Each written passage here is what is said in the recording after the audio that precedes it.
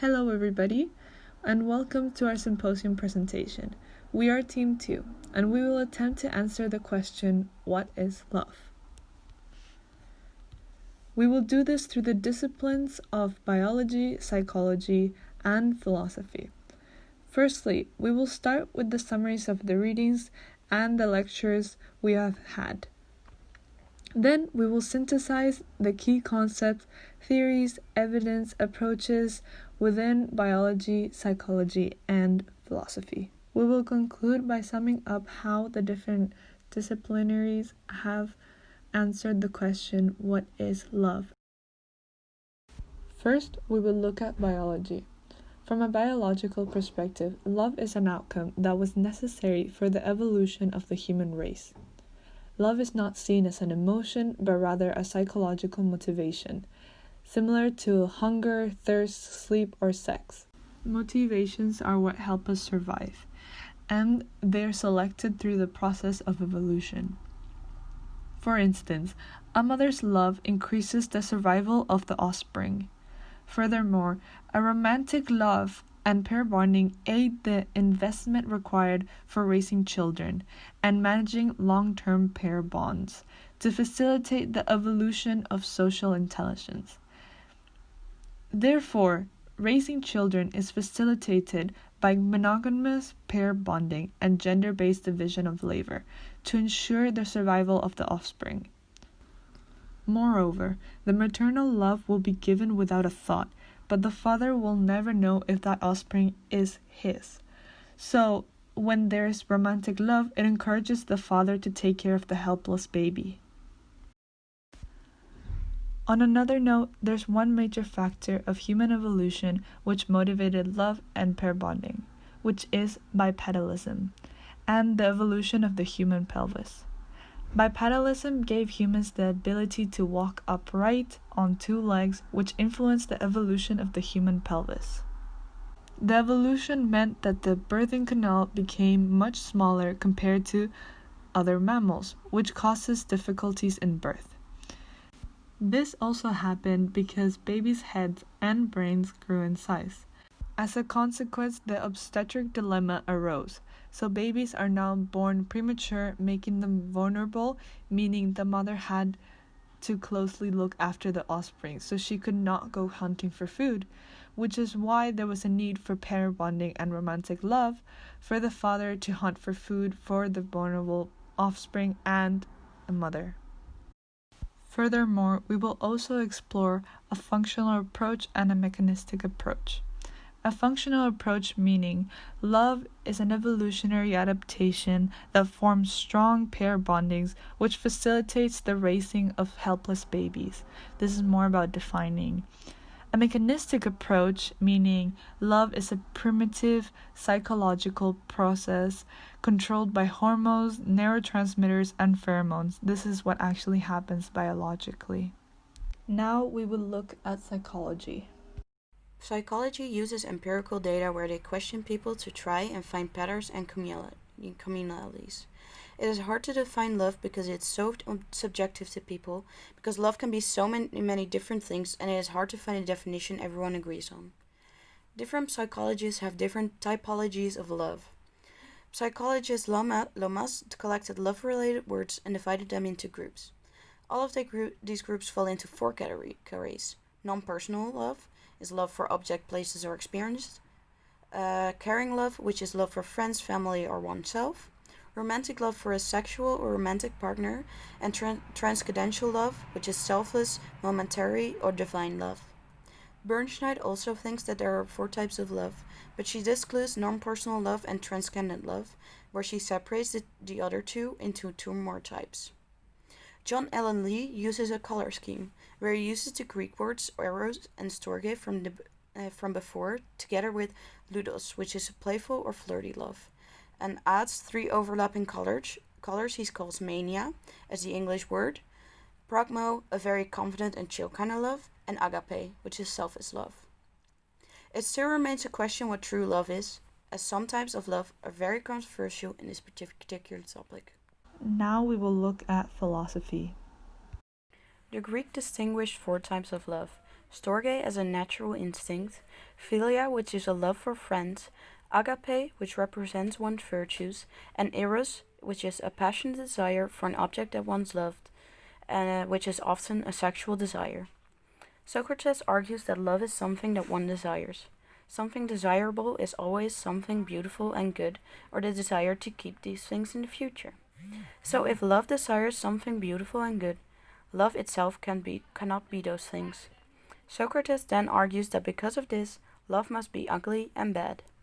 Diotima has a different view on this. She argues that if something is not beautiful or good, it doesn't necessarily have to be the extreme opposite. She says that love is something in between. It cannot be a god, it cannot be mortal, so it is a daemon, or a spirit. Plato thinks that eros, the passionate and often sexual desire, comes from a love for one's qualities rather than their physical appearance. This is countered by the philosopher J. David Vellemans, who says that cannot be true because otherwise people will always keep looking for someone with better qualities and never settle down. To him, love is love for the dignity of someone, which is the whole person as a whole. So now I will be comparing the three disciplines, biology, psychology, and philosophy, in terms of their theories, evidence, and approach. So to start off with theory, biology consists of one main theory, which is the theory of evolution. Psychology has theories in which psychologists build on each other, and philosophy has more theories and are also seen as more contradictory, as it is more opinionated rather than evidence-based.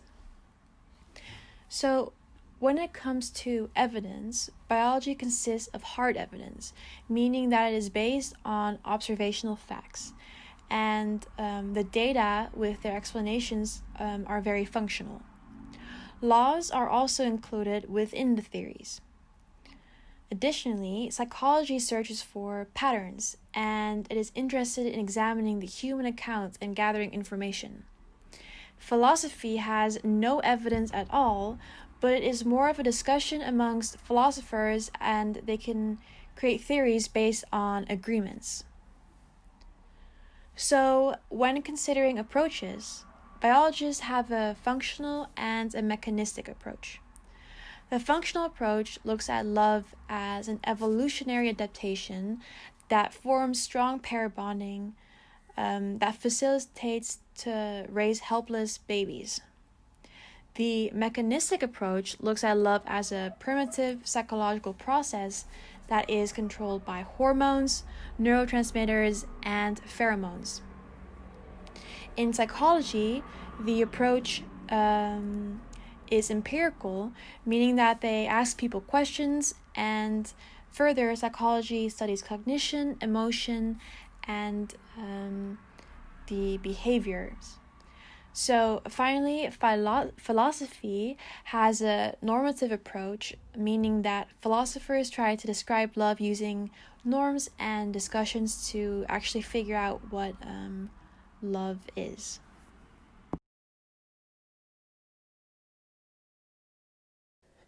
Having considered all three of the disciplines, it is time now to try and put the pieces together. However, it is important to understand first why we even attempt that.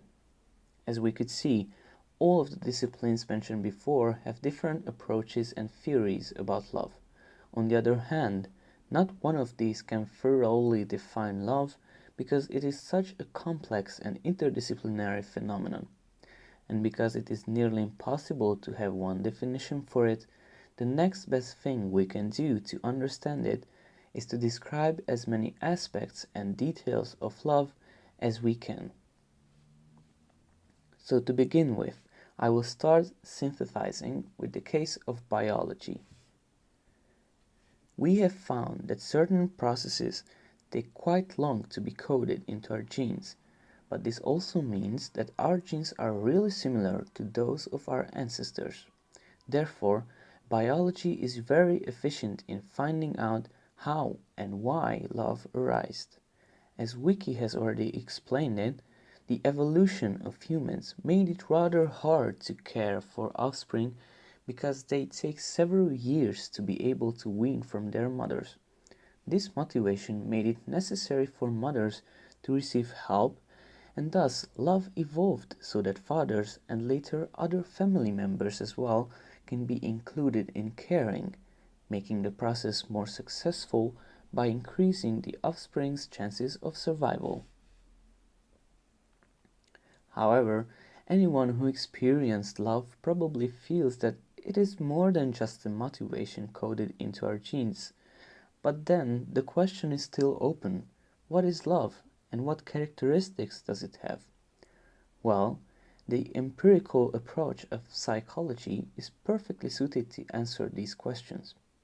By asking people what they think about love, psychologists try to find commonalities or patterns which define certain characteristics of love.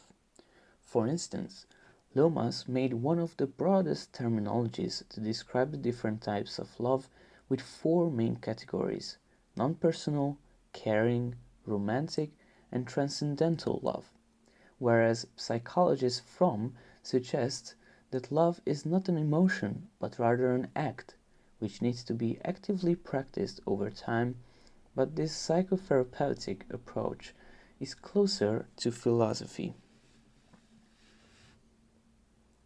Finally, moving on to philosophy, this discipline offers a great platform for humans to discuss what they want love to be.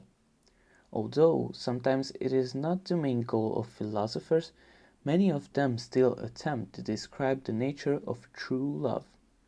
It is possible that some humans reach this level of love, but for most of us, it is rather an ideological desire that we try to achieve in life. Nevertheless, philosophers still keep refining the definition of true love, as we could see that with J. David Velleman when he argued that instead of valuing certain qualities in people, like Plato thought, we rather love the person as a whole and their dignity.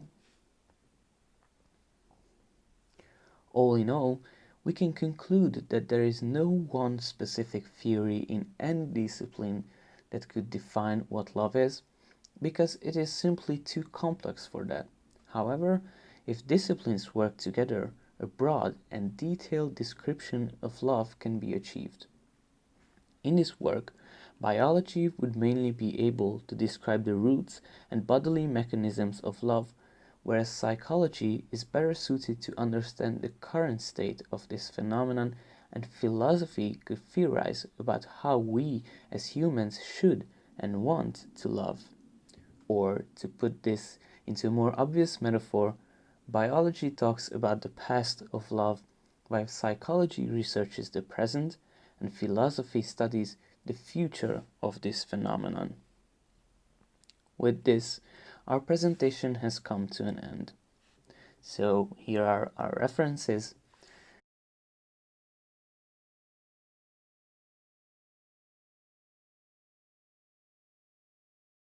And thank you for your attention, and if you have any questions, please feel free to ask.